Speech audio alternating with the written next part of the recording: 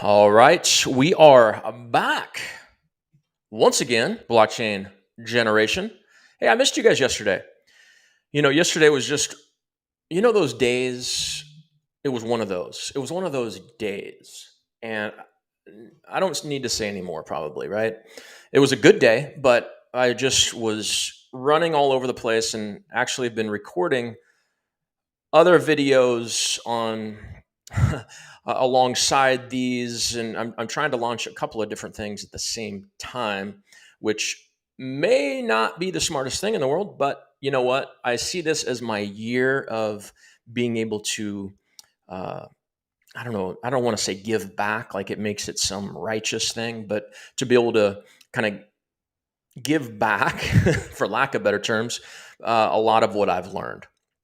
And so I've got a few different things on the horizon for that, which is fun and exciting. But for us here, we are all about blockchain generation, right?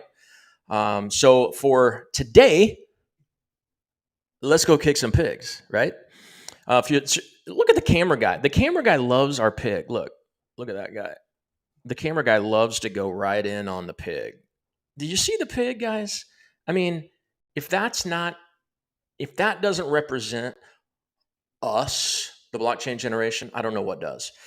I think our official logo, I was thinking today, I'm trying to hire some marketing people and that will manage this channel as we move forward, because we're just at the very beginning of this, guys. Wants to go back to the pig again. We're going to have to fix that. Really, the pig has taken center stage.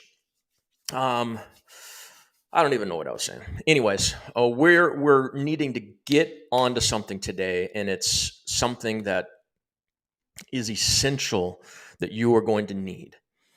We have talked already about how to move your money from your bank account into one of the crypto, you might call them crypto exchanges. They are crypto exchanges, but more of an app-based, kind of a beginners-based crypto exchange. We looked at Voyager. We looked at, what else did we look at? Crypto.com and Coinbase. And we have kind of completed that, and I think we're ready to move on from there into moving a little bit further. And it's going to maybe be a little bit more difficult for some of you, but I think it's time, and I think we've spent enough time kind of keeping the training wheels on, and the training wheels are going to stay on, you could say, but we're going to get the bike. We're going to grow the bike a little bit bigger, right? And that really analogy doesn't make any sense, but you get what I'm saying. Today, in this video, should have said at the beginning, we are going to learn how to install, set up, and the beginning steps of how to use Metamask.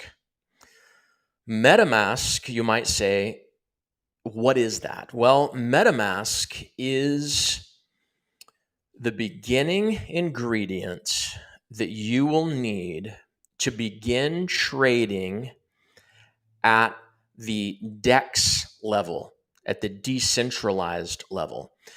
If you've watched the videos up to this point, and I hope that you have, especially if you're brand new, we're going to package these up, not to sell, but in our YouTube channel as kind of the newbie's guide to getting started type of thing. And I hope that if you're brand new, you have been following with us, because if you jump in right here, it's not the worst place to jump in, but you'll also need to go backwards and figure out how to even get your money from your bank account into the market to begin with, because you'll need to do those things before we get to where we're going today. Okay, so we're trying to build things on top of each other so that you can take the steps along on your own. Man, you know what? This camera is really bugging me today. I think I might just take it off, because we actually have an automated cameraman, and he's just not very, very smart today. So you're going to need those things of the past to kind of pick up where we are getting ready to go today. But MetaMask, what it's going to do is it's going to allow you to begin to access the whole world, a whole new world is literally, and I'm not exaggerating, it's going to almost be a overwhelming whole new world. A whole new world is going to open up to you and is literally going to begin to blow your mind, because this is where we go from a centralized world of blockchain, which would be the apps even that we've looked at so far. They would be centralized, meaning they're owned by a company. We've talked about most of them are even publicly traded companies. They're FDIC insured, which means our government has their hands all over it and they've been fully regulated and all of that. When we go into this decentralized world of blockchain, now we're in a world that doesn't have any ownership. It's owned by the people themselves, by the community as a whole. So therefore, it is decentralized in the sense that no government agency owns it, nor at this stage in the game, nor does any government agency regulate it. It's not owned by an individual. It's not owned by a company. None of that. It has to fit those parameters in order for it to be truly decentralized. All right. So imagine just a group of people in the grandest sense coming together and owning bits and pieces, but also contributing bits and pieces to the whole. And therefore, it makes it, from an ownership point of view, a decentralized platform. All right. And MetaMask is going to be what we use to go into that decentralized world. And if you're confused, don't worry, because it's not quite as scary as it sounds, but you need to get this under your belt in order to go into that's really bugging me now. I'm sorry, you guys. I have no idea why. I think he really is looking at our pig, because it just started doing this when we got Mr. Pig. I'm gonna turn this off. Let me just take this off. Off. Done. We're just going to stay at that. Mr. Pig, we're going to blame Mr. Pig. And so MetaMask is where we're going to connect in order to then be able to kind of go into all these other decentralized platforms. If you're lost, it's okay. Let's take the first step. Open up another browser. If you want to do this alongside me, I'm going to open up another browser here, and let's pull that to the main screen, and I'll put myself down below. If you are on your phone, I will say this. You can use MetaMask on your phone. In fact, you can go to the App Store and you can download MetaMask. I will say, and I use everything on my phone, and I don't want to say an expert in technology, but I'm close to it, only in the sense that I have the time to research, like I've said, and dive into every little nook and cranny of whether it's the newest iPhone or whether it's this or that, or in this case, blockchain, and in this case, MetaMask. And I will say, even from my point of view, using MetaMask on your phone is not the easiest way of going about entering into the decentralized world. All right. I would encourage you, when you are working within the DeFi world, for now at least, that because I've got little tricks that I know of, that I've learned, that allow me to work on my phone, but not through MetaMask. It's just some other things that we'll have to talk about quite a ways down the road. But I would invite you to use your computer. You're going to want to use either Chrome, because this is going to be an extension that we install in just a second. You're going to want to use Chrome, or I like the browser, which is called Brave. We'll do an episode on Brave alone. Brave is one of the newest browsers. It's been around for 3 or 4 years now, but it's blockchain based. And so it's flipped the whole monetary advertising system on its head. And so on Brave, what I like about it is it's written in the code of Chrome. So all the extensions and everything else, it operates just like Google Chrome does. But also you have the incentives where you can earn the Brave token, which is called BAT, B-A-T, by letting advertisers give you advertisements. Now, not like overwhelming, but instead of it blocks all the ads, all the advertisements that would typically be shown, and it flips it on its head, like I said, and puts you in charge. You can say, no, I don't want anything. I don't want you to pay me anything. I don't want any ads showing up. Or what I do is I allow the ads, and they're very minimal, and all you do is just click out of it. It doesn't like overwhelm your screen. It just comes up at the bottom, and just click out of it. But as a month goes by, I'm getting paid by Brave a certain amount of BAT tokens, and they go into my wallet that is also sitting on the Brave browser, and then I can send them anywhere I want. So it's another new thing that has come out. I say it's not really new to me, but it might be brand new to you, that is changing the game even when it comes to just a typical browser. So a little plug there, but you can use Brave, you can use Google Chrome, you can also use Firefox. I don't use Firefox anymore, haven't for a long time. I would stick with Brave or Chrome.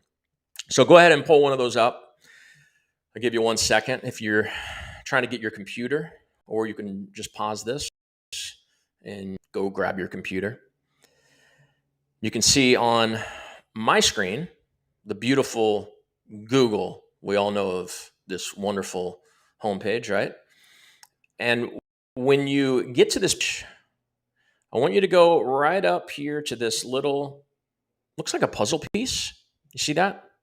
Little puzzle piece. Just watch my cursor. Should be big enough on your screen, hopefully. And you're going to click on that little puzzle piece. And you're going to go down to Manage Extensions. I'm going to click on that. And if you have other extensions already, you might already have other extensions if you use Chrome or Brave a lot. We're not going to do anything with the current extensions that you have. Let me show you again. You're going to click up here in the top left-hand corner, the 3 lines, main menu, and then you're going to go down, I know, lots of steps, to Open Chrome Web Store. Click on that. Some of you have been here before on a page like this. Some of you, this is brand new. You're going to click in the search bar, and I'm just going to search Metamask. That's it. And when you see the little fox, I think it's a fox, right? When you see the fox that says MetaMask underneath it, and it says an Ethereum wallet in your browser, that is the correct one. No other one should show up. This one is not what you want, but I'm not sure what that is. Flask development build. I don't know. Interesting. This is the one you want. You're going to click on that. It's going to bring you to the next page. It's going to say, do you want to add it? You're going to click the button, Add to Chrome. Then you're going to click again, Add Extension. Let it do its work. And now it shows that MetaMask has been added to Chrome. Look at this guy. You can move him all around. Woo! You can play with him. You can play with your new fox if you want, but that would not be very productive. You're going to click on Get Started. Then it says, are you new to MetaMask?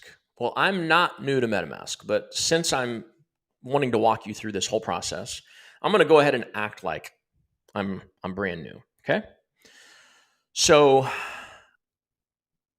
the other option I will tell you, but I'll have to do a different video because it's for a more advanced user when you have got this part under your belt. The other one that says, no, I already have a secret recovery phrase. What that means is that, and you'll see this in a moment, when we set up MetaMask for the first time, it's going to give us a secret phrase. That is something, as we'll mention, that you want to keep track of. This is so important, you guys. And I know I'm going overboard emphasizing it, but out of everything that we've talked about so far on this whole channel, the beginner stuff, this is the most important piece that you have to do. And you have to do it the right way. Because if you don't keep track of your secret recovery phrase, and you a year from now switch computers or whatever it might be, and you want to come back and open up MetaMask and find your $1,000 in certain coins that have now been loaded onto your MetaMask, because this is a wallet. We'll talk about that in a moment. And you don't have your secret recovery phrase, you lie. Here's the bad news. The good in the blockchain is that it is your ownership. No one else owns this. That's the good part. It's yours. The government doesn't own it. The bank doesn't own it. No one owns it but you. But what does that mean? You are the steward. You are the only one that has access to this. So that's great because it's super protected, but it's bad because there's no one else that has this information, nor can anyone else give you the information. And some of you might think I'm maybe blowing it over or making it why is this showing up like that? Weird. Sorry. I hope that our live stream's working all right. Guys, I'm a one-man band right now, so I'm looking down at Instagram. And if you're on Instagram and it's not working, then we'll figure it out later. But yeah, if you don't have that secret phrase, and some of you think, well, you could just contact MetaMask customer service, right? No, it does not work that way. There is no MetaMask customer service. MetaMask is a little extension that you put on your computer, and that's it. There's nothing else behind it. There's not a 1-800 number that you're going to call or an email that you're going to send. Oh, sorry, I forgot my secret recovery phrase. Nope, sorry, you're done. It's over. You lost the $1,000. And yes, I mean that. It happens. It happens a lot, honestly, especially at the very beginning stages with some people, because they just don't take it that seriously. So I think I've made it serious enough. You've got to keep that. So you would use this left one. If you're switching a computer or whatever, you'd take that phrase that you're going to get and you would just plug it back in, and it would literally, the beauty of it is bring back up it would restore your whole entire wallet, no matter when, where, how, nothing. It's all in that secret recovery phrase. All the data exists in there. So enough on that. Let's click on the right part, because those of us that if you're going this far, you probably haven't used MetaMask yet. So you're going to click on the create wallet. All right. And it's going to tell you here kind of what you can or can't do. All right. You can read through that. I'm going to agree. And going to have to put a password to this. Now, the password, just use a password that you would typically use. Like you have joined, an Apple site, or Netflix or something like that. It doesn't have to be anything more than that. It does have to be 8 characters. I'm just going to make one up because it's not going to be real. Let's see.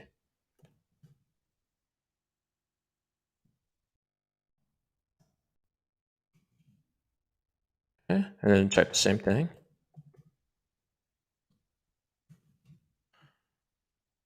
It says my passwords don't match. So it will tell you, because that's important. They've got to match. Go. I messed the bottom one up. I'm going to click on I have read and agree and create.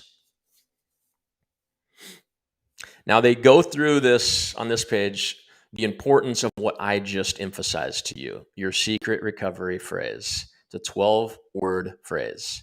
It's the master key to your wallet and to your funds. All right. That's it. It's yours. It's only yours. No one else's, and no one else can get it for you. So you can read through that. Watch this video if you want to watch this video. For sake of time, we're going to go to next. Secret recovery phrase. Your secret recovery phrase makes it easy to back up and restore your account. Yes. Warning, never disclose your secret recovery phrase to anyone. Like we said, It contains all the data. If anyone ever asks you for your secret recovery phrase, the answer is no. You may not have it, because that's like literally giving them your digital wallet, and they can do whatever they want with it at that point. So we're going to click here to reveal the words. Look at that. That is what we mean. It's 12 random words. Future, spike, viable, abuse, crack, umbrella, state, oil, frozen, own, already, and baby. Now, I'm letting you see those because this isn't a real wallet for me. So it's not something that I'm going to use, and I'll just end up deleting it after the video. But I want you to see what it's going to look like, so you can see exactly from, step by step what this is going to look like. What I usually do, now you don't have to do it this way, but I will tell you what I usually do. I will usually copy, do a screenshot of that recovery phrase. It usually will say, do not screenshot the recovery phrase, or don't even copy and paste. A lot of places that you will go, because this is a common thing now. I'm showing you something that will be done with other decentralized wallets as well. So MetaMask is just one of many decentralized wallets, although it is probably, or I would say it definitely is, the most used decentralized wallet at this point. But this will be true of other things as we move forward on other blockchains. Let's say you'll be doing the same thing. So I have a lot of these phrases that I have to keep track of, and I'm going to tell you how I do it. It doesn't really matter if you do it this way or not, but I am going to tell you how I do it. Why isn't my screen showing for you? Let me just take 1 minute. Oh, darn it. I see I messed this up, didn't I? I really messed this up. Doggone it. Why didn't somebody tell me? I see now. I'm glad I looked. You could tell I was a little bit confused, couldn't you? I should possibly go back and re-record this video, because that was 4 or 5 minutes of talking that you didn't see what I was doing. Dang it. So I'm going to stop sharing that screen. I'm going to go back, and I'm going to click on the actual one that I want you to see right now, which is that screen. And now you should be able to see it. And I'm so sorry about that, you guys. Actually, now you should be able to see it. That bums me out. If you've watched this and never mind. It is what it is. I'm still new. I'm just a new YouTuber, okay? But now you should see the right one. But can I go back? Let's go back. Yes. A little bit, no. So we just can go back to this page where we put in you didn't see me put in my password, which doesn't really matter. Put in your password, and then you're going to come to the page, secure your wallet. You're going to click on next. And here we are. Now you get to actually see what I'm doing. You're going to click on where it says click here to reveal the secret recovery phrase. So here are the words that I was referring to a moment ago. And this is where we left off. So hopefully you're caught back up. What I do is, and some people don't like this, I don't know if you're on a Mac, you can shift command and the number 4, shift command and the number 4, and it will bring up, you can copy pieces of your screen. I use this all the time for all kinds of stuff. If you didn't know that, shift command number 4, and then you hold down your mouse and you drag over it and let it go, and it shows up. And I just copied that little section of the secret recovery phrase. And then what I do is I go here and I immediately do, I have to immediately do this. If you don't immediately do it, you're going to forget it.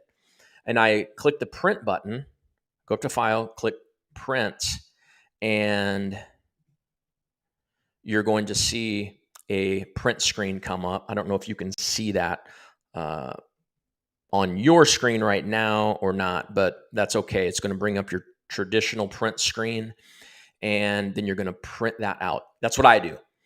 After I print it out, I literally fold that piece of paper up, and right on the outside of it, I write MetaMask wallet in this case, because it's MetaMask that we're working with. If it's a different wallet, I write the name of the wallet, and then I fold it into like trifold, and I have a safe. I put it in an envelope with all my other secret phrases, and I take that and I go ahead and place it in my secret place so that it is safe. Hopefully no matter what happens, I have a copy of that. And oftentimes I'll have to go back and get that recovery phrase out so that I can reuse it to put that wallet onto, like I said, another computer or whatever else it might be. It is something that you will possibly or probably, if you keep going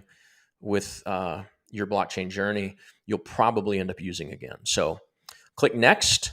And here's where they test you. And I think it's smart because they test that you have a copy of what they just showed you. Now, in my case, let's see, I can bring up, and this is usually how I do it.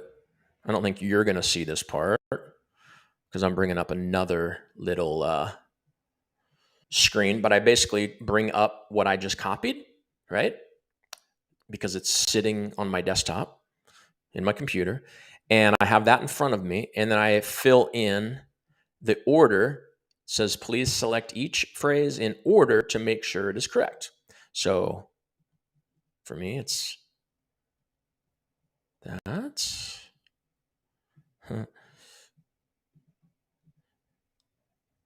Sorry. Had to find it again.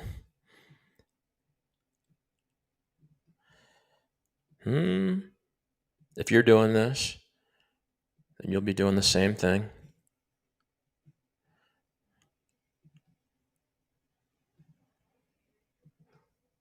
See, it has to be the exact order.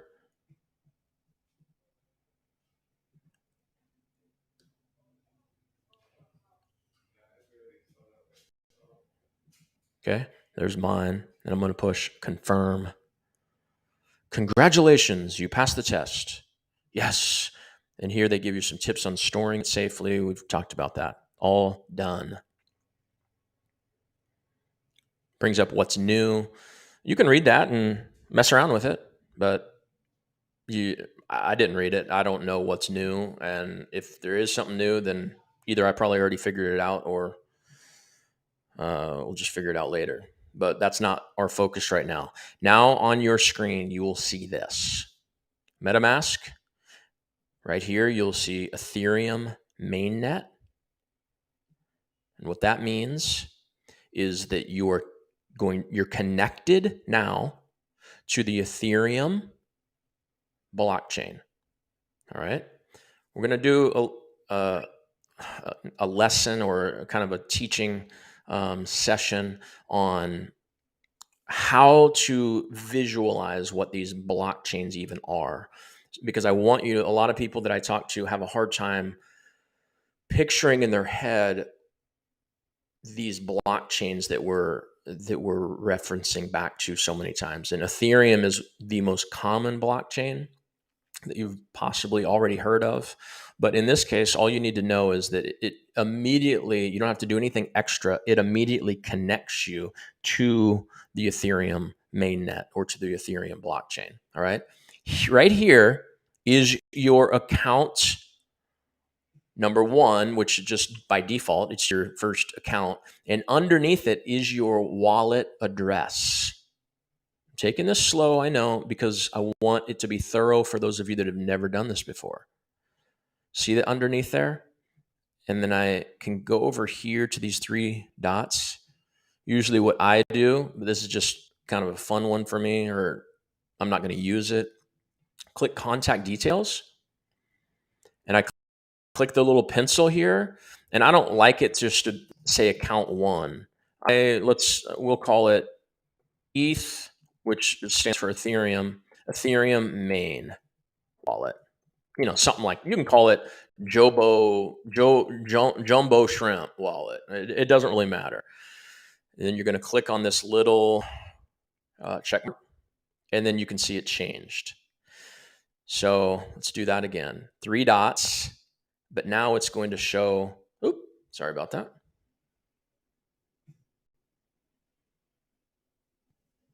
3 dots, account details. Now it says ETH main wallet. And here is a QR code. We're used to seeing these more and more because of COVID, and all the restaurants were looking at our menus now that way. This is a code. The QR code can actually be scanned from a phone. Again, don't let this confuse you, but it can be scanned from the phone, and that code will automatically put in this address below it. All right, so that they're the one and the same. The address below it, you can see the full address right where my cursor is at, is your full wallet address for ETH main wallet. Does that make sense? So I could click that. It says copy to my clipboard, just like you would copy and paste. And now I have it ready to paste somewhere. You might say, well, why would you paste it somewhere? Well, there would be a variety of reasons. If I'm trying to send, we're not going to look at this today, but if I'm trying to send money into this wallet that we just made, then I'm going to need that address, aren't I? So some of you can start to extrapolate where we're going. We looked at how to get money from your bank into Coinbase, Voyager, or CoinMarketCap. Well, now you can see how you could move from Coinbase, Voyager, or Crypto.com. You could move some Ethereum, let's say ETH, from those accounts into your Metamask wallet. Yes? Or some light bulbs, going on, I hope. Then all of a sudden, if I did that, it would send over. The Ethereum chain can be congested and expensive. We've talked about that, but very briefly. But sometimes you got to do it. Sometimes you got to do it anyways. And within a few minutes, this little zero here, where it says 0 ETH, if I sent 1 ETH, which would be quite a bit of money, like $3,000 or so almost right now, but it would all of a sudden repopulate itself and it would show 1 ETH. So now that 1 ETH is no longer, let's say, in my Voyager wallet. It's disappeared. It's like sending it from one bank to another, but I'm not sending it from one bank to another. I'm sending it from my Voyager account, which is kind of like a bank because it's centralized, and I'm sending it to myself just into my digital wallet, which in this case is my MetaMask wallet. So now that 1 ETH it would be sitting in my MetaMask wallet with this address attached to it. That's where that 1 ETH would be. Then I could take that 1 ETH, and when we look at next, attaching ourselves to these decentralized exchanges like DEXs, as well as look at different platforms that allow you to farm. And we haven't gotten into that yet, but though that is where you would then begin to take that ETH that you have in there, and you would begin to do different things with it on these different platforms. And I'm trying to keep it as brief or as downplayed or as simple as possible because it gets a little complicated. But you'll get to that later, and it'll be important for you to be able to understand that now that ETH can be put into all of this whole world that is decentralized. Now that 1 ETH that you have gotten into this wallet can access any of those locations. That's all you need to know right now. Okay. Pretty cool. You can buy, you can send, and you can swap. What does that remind you of? We looked 2 days ago, our last lesson was on Coinbase, I believe. And the lesson was essentially the The stream was talking about how to buy, sell, and swap on Coinbase, which is a centralized exchange. Look at this. MetaMask set up the same way. How to buy, send.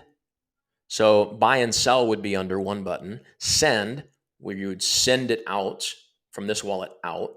And then swap. Remember I said the word swap is the most synonymous word that we use when we convert two tokens, one token into another token, and we swap them. Let's click on that. And I want to show you, this is an easy place to start. Even though I don't have any money in here, and I'm not going to send myself any money because it gets too expensive, especially on the Ethereum network right now. But you would click on, if let's say I have 1 ETH in here, I would click on swap, and it would show ETH, and it would have a 1 right here. You can picture that, right? And then I'm swapping to, it's very straightforward. Let's say I want, I've researched, hypothetically, this is a company that I love, or a blockchain that I love, GRT. It's called The Graph. I have a big position in The Graph. So if you were going to tinker with anything, you're not going to go wrong getting a little bit of GRT. So then I would say from here, I'm spending some ETH, I'm swapping it into GRT, The Graph. This down here does start to get a little bit more complicated. All you really need to know, slippage simply means that when the transaction occurs, you're allowing a 2, in that case, a 3, in that case, up or down to be traded. In other words, if I want to trade and I want to get some GRT and the actual value is I should receive, let's say, 10 of the graph. Well, the slippage means if I'm on 2%, it can vary within a 2% range as to what I'm going to get. Does that make sense? So if I'm supposed to get 10, well, it could go 2% lower than that and still be acceptable, which would be, very, very small amount. It would be like what, 9.95 or something like that, or even higher. So it's not that significant, especially at smaller, with smaller numbers. 3% would be a little bit higher. It'd be 3%. They are able to give me, possibly, it's not a guarantee, but it could be 3% lower than what I'm expecting. And this just allows for some transactions to either go through or not go through, and prioritizing transactions. When the network is so busy, if you have a higher slippage, if you have a higher slippage on your setting, then it's going to have a higher priority, because you're saying you're willing to take a little bit less than what you actually should receive. And so that's it's kind of common sense, I think, once you understand what it is. Or you can go custom. Now, right now, don't use custom. Just leave it at 2 to 3%, because custom starts to get into other projects where they're requiring you to put in like a 14% slippage rate. And that's where some of their fees are coming from. But that's some stuff that, I mess with a lot, but you don't need to be even thinking about that right now. Okay. So I'd say keep it at 2%. I think that's a good number. If it doesn't go through, you can go ahead and click 3%, but usually either one shouldn't be a problem. And then this blue button down here that is kind of grayed out is going to highlight itself and become blue. It's going to say review swap. You're going to click it. And after you review the swap, it's going to say you're exchanging this for this, and here's what you can assume to receive. And it's also going to show you, which I wish I could do that. It's going to show you what your fees are. All right. And after you agree, you're going to go ahead and click, to swap those two. You're going to click it one more time, and it will send it off to the blockchain to get checked and rechecked by different validators. And once it's received enough checks to make sure that everybody agrees that it's okay, meaning it's being permanently attached to the blockchain. Remember, the blockchain is something that is immutable, so it can't ever be changed after that, then it's going to go ahead and go through successfully, hopefully. Sometimes they don't succeed because there's too much traffic going on. If not, you just try it again. But once you have success, it'll come up and show you success. And then all of a sudden, you'll see, once you go back out of here and you click on your assets, see this little assets, it will show, have, let's say, zero point 0.9 ETH, and underneath it, it will show that I have 100 GRT, or the graph. All right, does that make sense? I know I have a lot of information just in this one live stream here, and it's even to try to keep it brief and yet clear. It's amazing. I take it for granted. It just is kind of what I do every day now. But I want to make sure I get every little detail in there so that you can rewind this video or go forward or push the pause button or watch it and then get your computer out and then watch it. But I want to make sure that I don't miss any little aspect of at least getting your MetaMask set up, installed, which we did, set up, and the beginning parts of how to use it. And I think that's where we're going to end for now, because we could keep going, but the video would be way too long and it would be too much information. We'll do a separate video when it comes to the further uses of where we'll be using MetaMask, which is, as I've said, attaching, and you'll see what I mean by that, to this whole that exists out there of DeFi dApps, or decentralized apps. So that is a word that you're going to use, or you're going to see, and you're going to use also at some point a lot. In fact, it's a word that I think societally is going to become very normal. It's not yet, but just like apps on your phone, we call them apps, applications. Well, we call these dApps. Why? Because they're apps in a sense that they've been built in an app form, an application form, but they're decentralized. Oh man, some of you are going, oh, I thought I had it, and now I'm confused again. Just let it simmer, okay? And so dApps are decentralized apps. And MetaMask is what we're going to use to attach to those dApps so that we can then begin interacting in the midst of them, okay? So rewatch this, pause it, fast forward it, whatever you need to do to try to digest all of this information about MetaMask. Just know that I love you, and I'm with you, and I'm for you. And until next time, let's go kick the pig.